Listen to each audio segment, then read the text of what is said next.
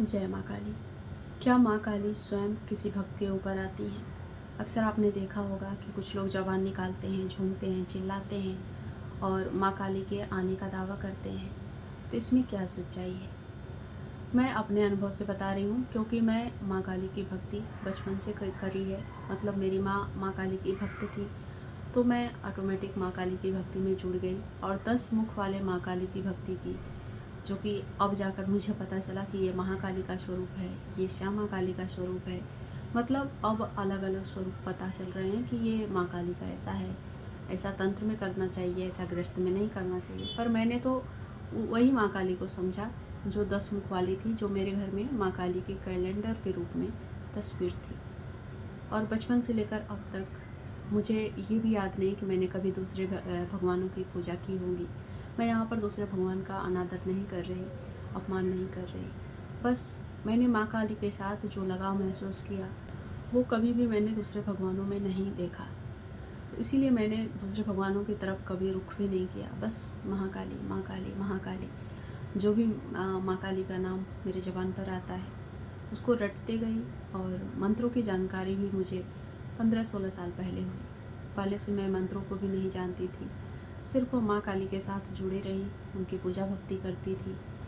हाँ, मैं इतना जानती थी, ये हमेशा मुझे महसूस होता था बचपन से ही कि माँ मेरे साथ हैं, कोई शक्ति मेरे साथ है। जो मैं बोलती थी वो होता था, जो मैं इच्छा रखती थी वो इच्छा मेरी पूरी होती थी।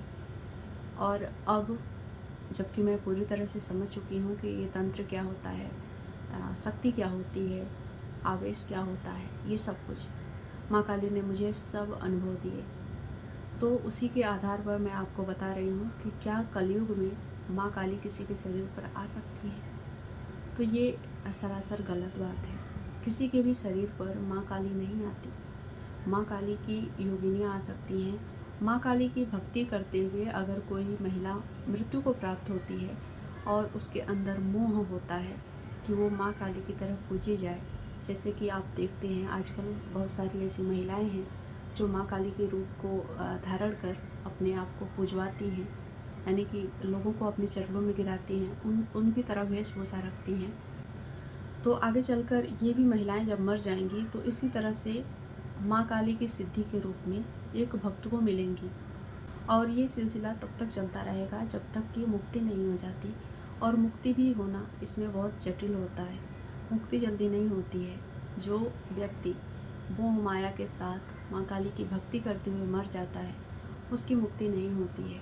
उसी तरह से वो सिद्धि के रूप में जैसी आपकी इच्छा होती है, हालांकि आपने गलत या सही, मोह बस ही क्यों ना, लालच में ही क्यों ना माँ का नाम लिया होता है, माँ की भक्ति की होती है, तो माँ उसे सिद्धि के रूप में स्वीकार कर लेती हैं। अब आपके अंदर इच्छा थी पूजे जाने की, ईश्वर बनने की, तो आप बनकर रहो इसी धरती पर। तो ये है असली सच्चाई। आपका इस पर क्या विचार है, कमेंट में ज़रूर लिखिएगा। जय माँ काली।